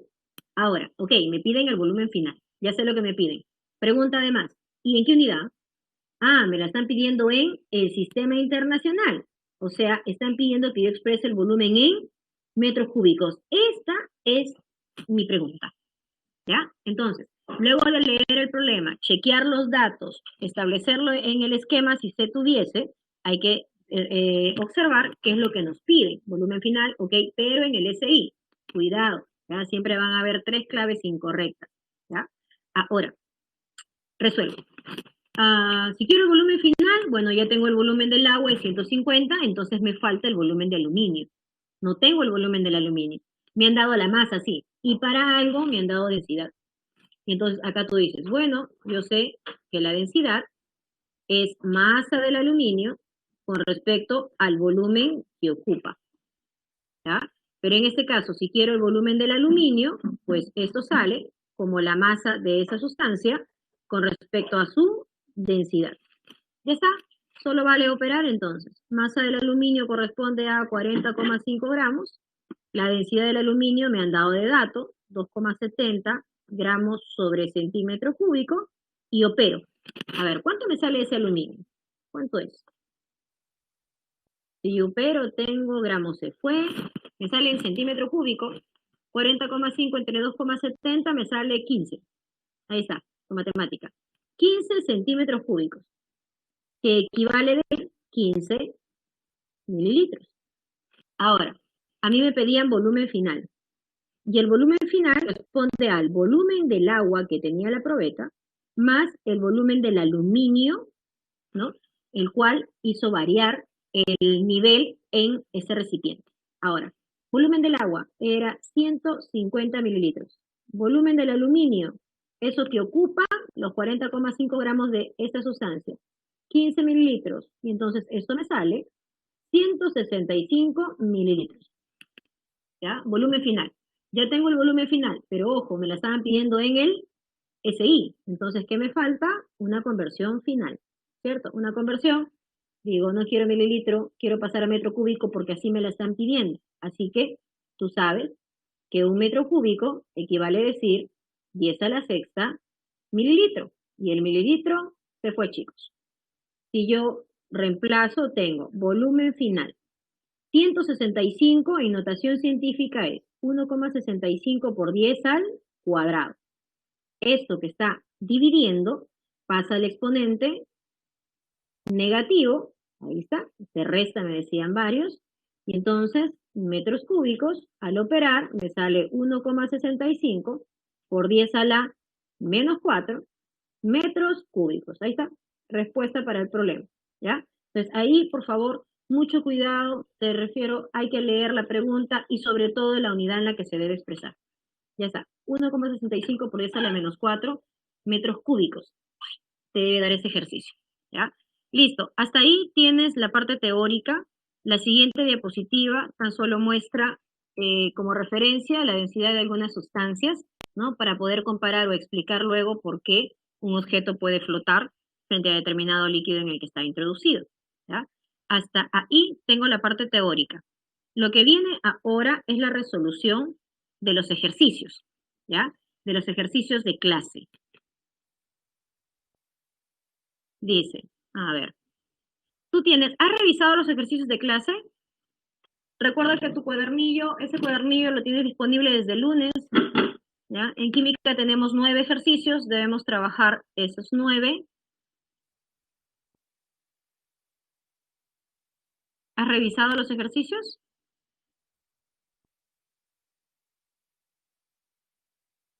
¿Qué pasó? Ahí, así has revisado, Maricielo está atenta, ¿no? El resto de los chicos son acá 45 muchachos. Ya, has revisado. Entonces vamos a corroborar, ¿cierto? Vamos a corroborar tus respuestas. A ver, empezamos a trabajar lo que corresponde al cuadernillo. A ver, tenemos.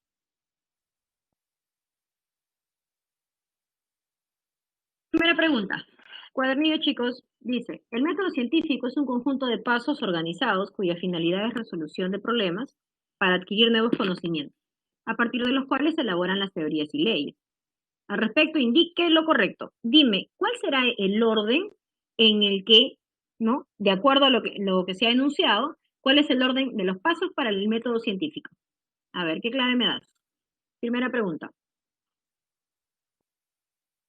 Muy bien, muy bien. La clave es la D. Perfecto, entonces quedó claro el método científico, ¿cierto?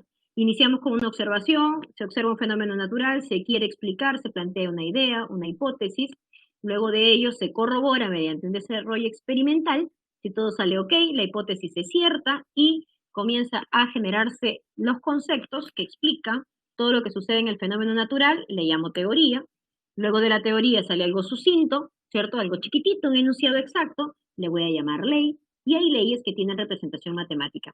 Perfecto, quedó claro entonces la primera pregunta, tu clave es la D. Bien, segunda pregunta, dice, para un mejor estudio, la química se divide en diferentes ramas, hemos mencionado 5, recuerdo, ¿ya? Entonces, de cada uno de estos enunciados, me vas a decir a qué rama corresponde. Primero, La determinación del colesterol en la sangre. Determinación del colesterol en la sangre. ¿Qué tipo o qué rama me permite determinar cuánto de grasa hay en toda la sangre? ¿Cuánto hay de algo en el todo? ¿Qué rama me implica eso? Muy bien, la rama de la analítica, Ray. Muy bien, rama de tipo analítica, primero. Y alguien dirá, sí, pues, pero la grasa es una sustancia orgánica. Ok, es orgánica. Pero aquí yo no estoy estudiando de qué compone el colesterol. Yo estoy estudiando que en todo, que es la sangre, cuánto hay de colesterol. ¿Ya? Composición. Entonces, hablamos de composición en el todo. Hablamos de la química analítica. Perfecto. Luego dice, la determinación de la densidad del agua. ¿Quién me ayuda a determinar? La densidad, ¿ya? Que es una propiedad, ¿cierto? Su masa, su volumen y luego la densidad y tal vez así poder explicar por qué se comporta determinado cuerpo. Corresponde al área de la fisicoquímica. Perfecto, Joseph. Fisicoquímica. Sigue. Propiedades del ácido nítrico, ¿ya? Y ya no me vas a decir que como tienes analítica y fiki, entonces ya tu clave es la C, ¿ya? Claro, por descartes tú trabajas, ¿no? Pero tienes que estar convencida de tu respuesta. Las propiedades del ácido nítrico. El ácido nítrico es una sustancia, ¿no? Inorgánica. Entonces, sus propiedades, ¿no? Se desarrollan aquí, en esta rama, inorgánica, ¿ok? Luego tienes extracción del aceite de Sacha Inchi. Extracción del aceite de Sacha Inchi, ¿ya? Y entonces, aquí esto corresponde a la química orgánica, por dos razones. Sacha Inchi, materia orgánica, ¿cierto? Y la extracción del aceite, el estudio del aceite, de lo que se encuentra dentro de esta sustancia, o el aceite propio es un compuesto orgánico, por lo tanto, tenemos la química orgánica aplicada. Perfecto. La clave es la C. Bien, vamos bien. Sigue. Aquí te hablan de las magnitudes, ¿cierto? Y te piden que relaciones lo correcto entre magnitud, unidad, magnitud, tipo de magnitud y unidades. ¿Ya? Recuerda que vimos magnitudes básicas derivadas, las básicas eran 7, ¿ya? Y de acuerdo al SI había una unidad en específico en la que se debía de expresar. Entonces, a ver, decimos, cantidad de sustancia, ok, magnitud. Derivada, no, no es derivada, es básica. Por lo tanto, ya ni leo. Sigue, presión. Presión, magnitud, correcto. Básica, no, la presión es una magnitud derivada y que encima se expresa en pascales. O sea, ni básica ni atmósfera para la presión. Sigue, la temperatura básica, sí. ¿Y se expresa en Kelvin? De acuerdo al SI, sí, se puede expresar en Kelvin. ¿Ya? Entonces, muy bien, la clave es la C. Perfecto, parece que vamos bien. Espero que así sean las siguientes semanas también. ¿Ya? A ver, siguiente pregunta. Cálculo. ¿Ya? Dice, las magnitudes se pueden expresar haciendo uso de múltiplos. Si son múltiplos, perfecto. ¿Ya? Dice, ¿cuáles son las correctas? Y tengo 3. Entonces, ¿qué necesito aquí? Lo siguiente, necesito saber si esta parte numérica expresada en millijoules equivale a decir a esta otra expresada en gigajoules, ¿ya? Entonces, lo vamos a trabajar por separado. Empiezo, ¿ya? Dice 8,15 por 10 a la quinta millijoules. Y acá digo, yo no quiero millijoules, perdón, yo la quiero pasar a ¿a qué la quiero pasar? La quiero pasar a gigajoules. Así que puedo trabajar por partes. Tú puedes trabajar de manera directa o por partes. En este caso lo voy a hacer despacito, por partecita, por esta clase. Y entonces digo, un millijoules, pues equivale a 10 a la menos 3 joules. Y ahí tú dices, ya, este milijoule se fue. Ya, pero yo no quiero, pues yo no quiero milijoule, yo quiero gigajoules. Y entonces vuelvo a hacer la conversión. Acá. Entonces, si yo quiero un gigajoules, ¿cuánto equivale un gigajoules? Entonces, esto corresponde a 10 a las 9 joules. Y así mi joule se fue. Y luego te toca operar. Ya te ayudo, 8,15 por 10. 5 menos 3 menos 2. Este 9 que está positivo sube como negativo. Menos 2, perdón. 5 menos 3, 2. ¿Cierto? 5 menos 3, 2. Este 9 sube como negativo y tendría 2 menos 9 menos 7 gigajoules. Ya, operé. Y entonces ahí me doy cuenta que es correcto, que 8,15 por 10 a la quinta milijoules sí equivale a esto, por lo tanto la equivalencia está bien. Y de esa manera sigo trabajando, ¿ya? De manera similar. A ver, ¿qué tengo? 3,14 por 10 al cubo nanosegundos será igual a toda esa cantidad en megasegundos. Bueno, vamos a corroborar. 3,14 por 10 al cubo nanosegundos. Ya, no quiero nanosegundos, ojo, quiero megasegundos. Por partes entonces. Entonces, coloco. Un nanosegundo equivale a 10 a la menos 9 segundos y el nano ya se fue. No quiero segundos, ojo, yo quiero megasegundos. Otra vez, un megasegundo equivale a decir 10 a la sexta segundos y el segundo se fue. Ya está. Operamos 3,14 por 10 a la 3 menos 9 menos 6. Ojo, menos 6 arriba. Este que está positivo sube como negativo. Menos 6 menos 6 menos 12 megasegundos. Observo la equivalencia y aquí dice 10 a la menos 10. Ah, ya, esta equivalencia no es correcta. ¿Ya? Y así trabajo el tercero.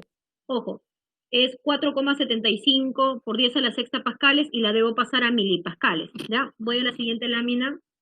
Tengo 4,75 por 10 a la sexta, decía, kilopascales. Ya, no quiero kilopascales. ¿Qué es lo que quiero? Me dicen, debo de expresar en milipascales. Entonces, por partecitas otra vez. Un kilopascal equivale a decir 10 al cubo pascales. Esto ya se me fue. No quiero pascales. Decíamos, yo quiero mili, ¿cierto? Milipascal, según lo que me pide. Entonces digo, un milipascal equivale a decir 10 a la menos 3 pascal. Y el pascal se fue. Entonces, opero 4,75 por 10 a la arriba. 6 más 3, 9. Ojo, 9. Este menos 3 negativo sube como positivo. 9 más 3, 12. Y ahí tienes.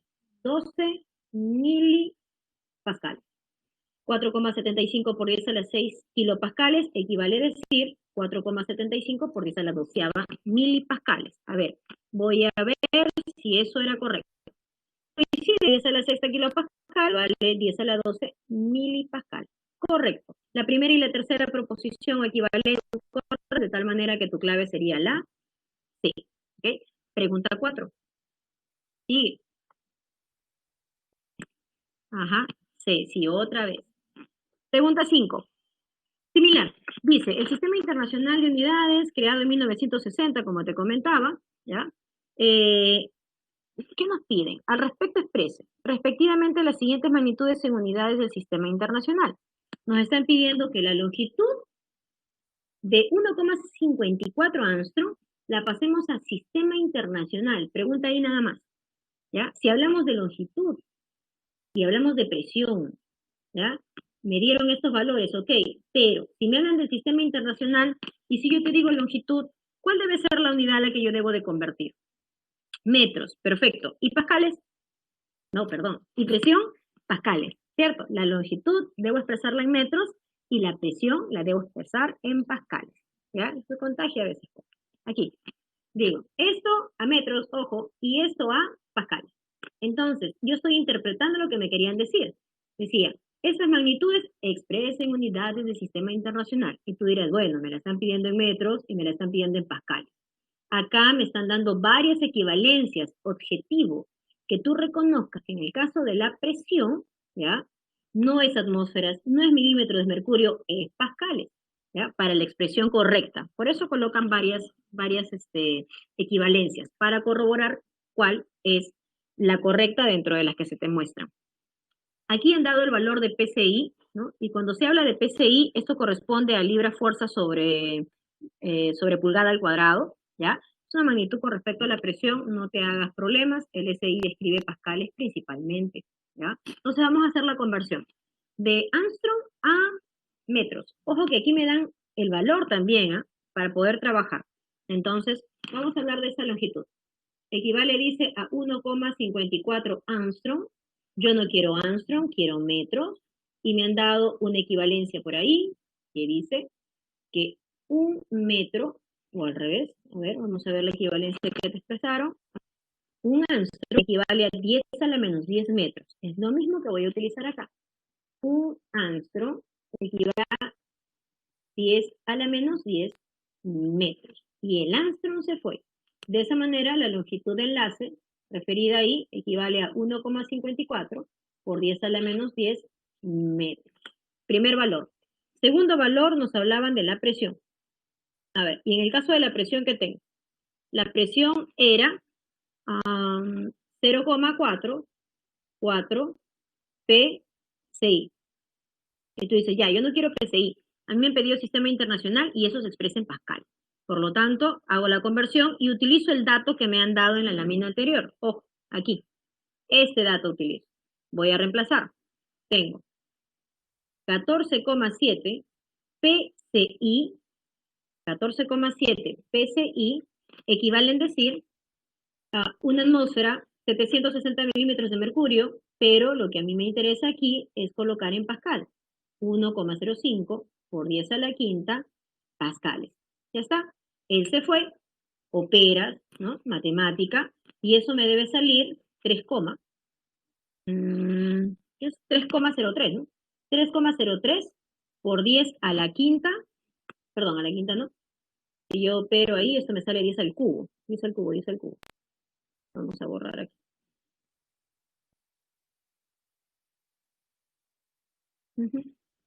Opero, me debe salir aproximadamente 3,03 por 10 a la 3 pascales.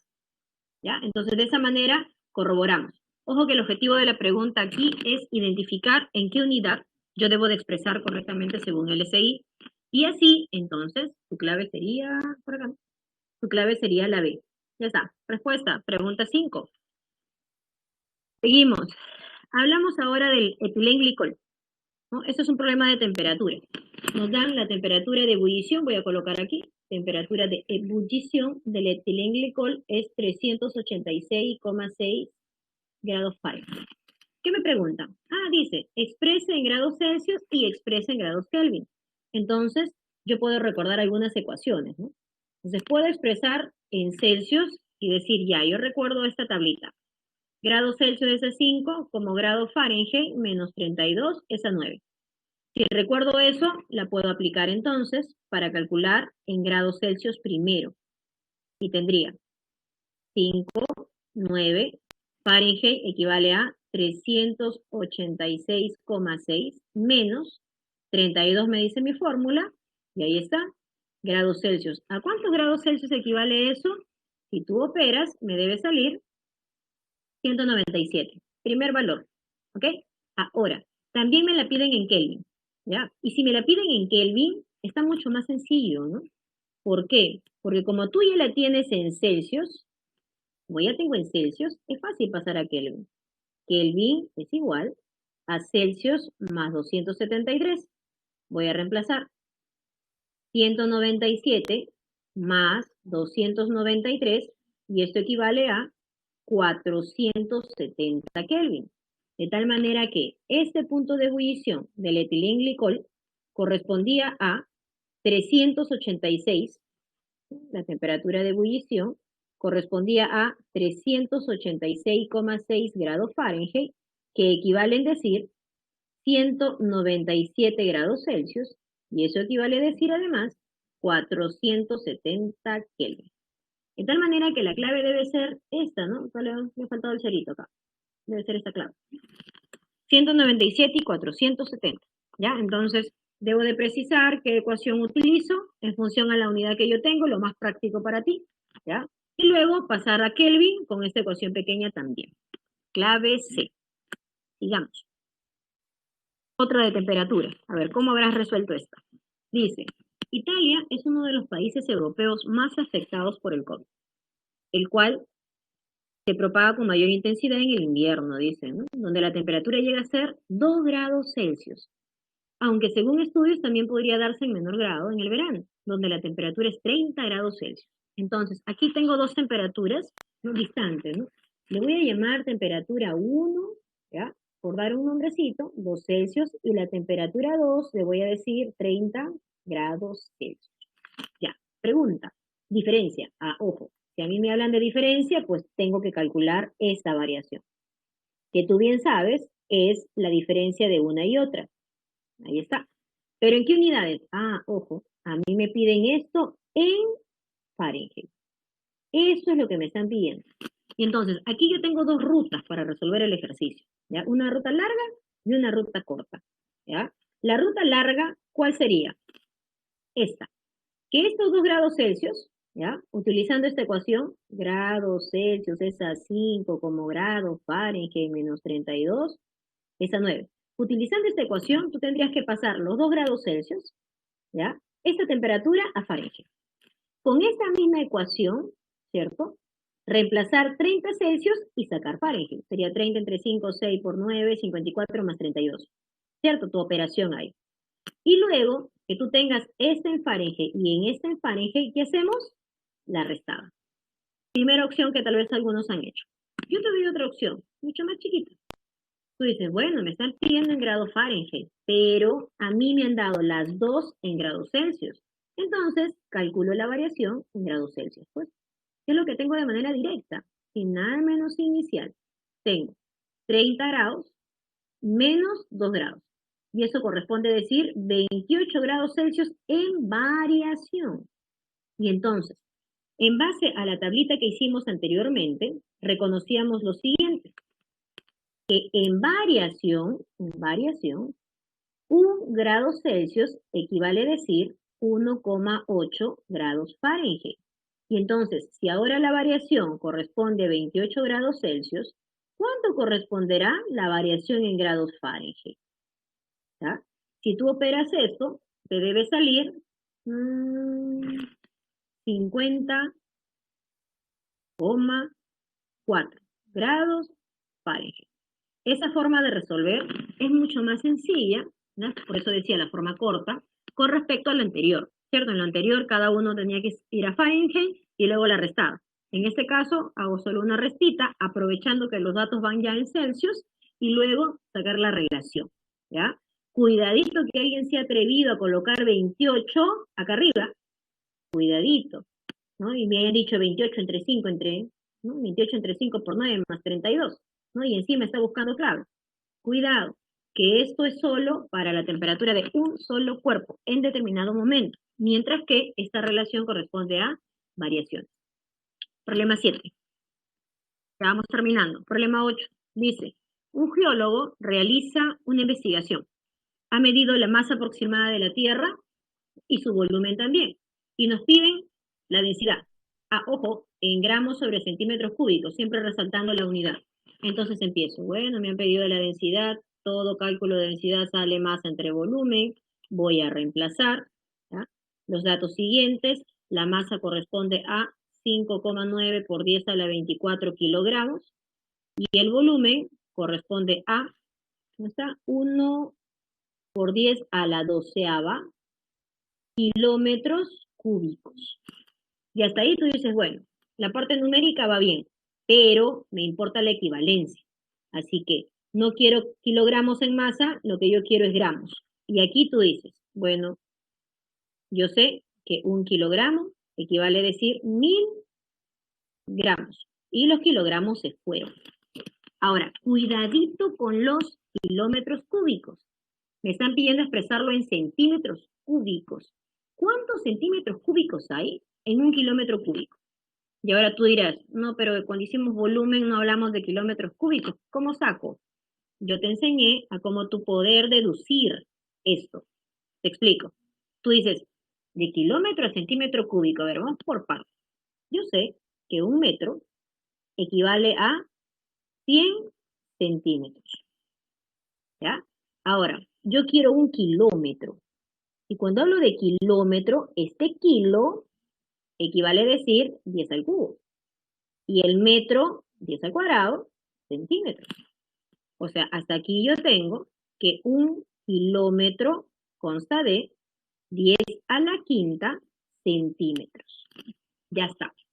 Pero eso es longitud. Yo quiero volumen, yo quiero metro cúbico. Por lo tanto, cúbico a la izquierda y cúbico a la derecha. Y tengo que 1 kilómetro cúbico equivale a decir, ¿qué pasa si los exponentes se multiplican? O perdón, son potencia, se multiplican. Entonces tendré 10 a la quinceava centímetros cúbicos. Encontré la equivalencia que necesito. Ya te decía, no necesito memorizar todo, tú la puedes deducir. Reemplazo. Kilómetro cúbico abajo. Yo quiero centímetro cúbico, pues ahora sé que un kilómetro cúbico equivale a decir 10 a la 15ª centímetros cúbicos. Y ya está. Kilómetro cúbico se fue. Te queda solo operar, ¿ya? Y en esta operación tendría 5,9 por 10 a la, a ver qué hay, 24 más 3, 27 arriba, ojo, 27 arriba, abajo ¿qué hay? 12 más 15, 27 abajo. 27 arriba, 27 abajo, resta 0. Unidades, gramo sobre centímetro cúbico. Entonces, de esa manera, tu clave sería la D. Gramos sobre centímetro cúbico. ¿Ya? Dime, ¿cómo estás? ¿Estás? ¿Qué pasó? Ya. Muy bien. Correcto.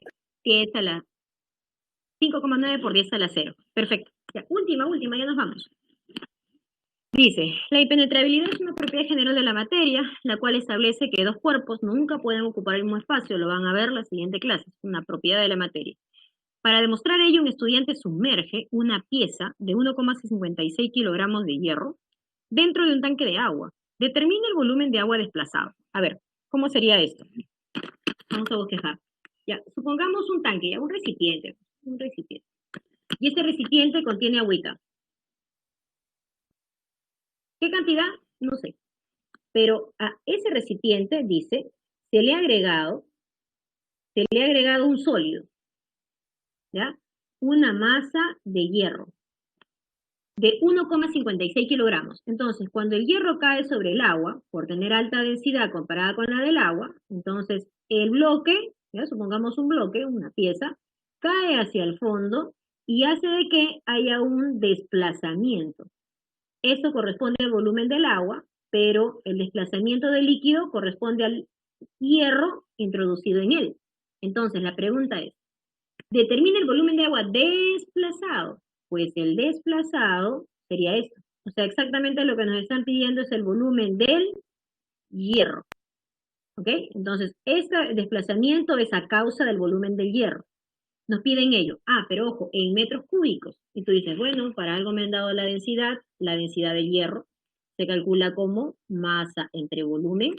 Yo tengo la masa, me falta el volumen, así que reemplazo. El volumen del hierro es masa entre su densidad. Opero. La masa equivale a 1,56 kilogramos. Su densidad me han dado de dato es 7,8 gramos sobre centímetro cúbico. Voy a convertir de una vez, ¿ya? Voy a hacer mis conversiones y digo, kilogramo, gramo, no. Vamos a convertir en un kilogramo, sé que hay 1000 gramos. De esa manera se va el kilo y también se va el gramo. Y me va a salir esto en centímetros cúbicos. Y digo, no, yo no quiero centímetros cúbicos, a mí me están pidiendo en metro cúbico. Y entonces hago por aquí la equivalencia, ¿ya? O si deseas puedes hacerla acá abajo también. Cuando esto está en el denominador, pasa hacia el numerador, por lo tanto, puedo decir esto. Numerador, tengo metro cúbico, un metro cúbico equivale a decir 10 a la sexta centímetros cúbicos. Opero, centímetro cúbico ya se fue. Y el volumen me sale en metros cúbicos como necesitaba. Y entonces, en base a tu operación, este 1,56, ¿ya? Se hace muy similar al 7,8, ¿no? Y si nosotros dividimos entre 0,2, tendríamos ese resultado, ¿cierto? Entonces, ahí ya la parte matemática tú la trabajas. En este problema, tu resultado debe ser 2,0 por 10 a la menos 4. La clave es la A, ¿no? Si por ahí lo trabajaron. Es la parte numérica, la 9, ¿ya? Lo que viene después, muchachos, corresponden a los ejercicios propuestos. Los ejercicios propuestos, la idea es de que, ¿no? Lo puedan ustedes desarrollar y comparar. Ahora, claves. Valentina, chequea de que en el documento que tú tienes, ¿ya? Las claves de los ejercicios propuestos están en negrita, están sombreaditos, ¿ya? Están sombreaditos. Si es que no lo ves, ¿ok? Si ya no lo ves, voy a colocar aquí, ¿ya? Voy a colocar propuestos a la clave, por si acaso, para quienes no han verificado eso. La 1 es la 2, perdón, la 1 es la B, la 2 es la B, la 3 es B, 4B y 5D. Clave para propuestos. ¿Ya? Pero ahí te vas a fijar. Te vas a fijar que eso está sombreadito. ¿Ok? Sí, ya sabes, Jordan. En este caso, en el caso de química, lo vamos a colocar siempre así. Ya esperemos que el resto de cursos también. Si no, ahí están las claves. Listo. Vamos a ir acabando la clase. ¿Ok? Sí, importa la solución. Perfecto. Yo debo de completar con los ejercicios de clase. ¿Ya? Tú tienes el multichat para seguir trabajando el resto de ejercicios si no queda claro. También vas a tener el solucionario. ¿Ya? Así que con ello puedes complementar. ¿Ya? Listo. Ahora, para terminar, antes que te vayas, ¿ok? Debo de generar esta encuesta que requiere la dirección. Así que, por favor, llénala, ¿ya? Te voy avisando de que la siguiente semana tenemos la clase de... La clase... Ah, la 9, la clave es la A. ¿Ya? ¿Quién estaba consultando? ¿Alguien estaba consultando por ahí? Ya, Gala, la clave de la 9 es la A. ¿Ya? Listo, la otra clase corresponde a materia y energía, ¿ya? Y nos estamos viendo igual el día jueves a las 11 de la mañana, ¿ya? Listo, que te vaya muy bien, sigue repasando, ¿ya? Sigue repasando, trata de revisar antes de venir a clase el cuadernillo que está publicado.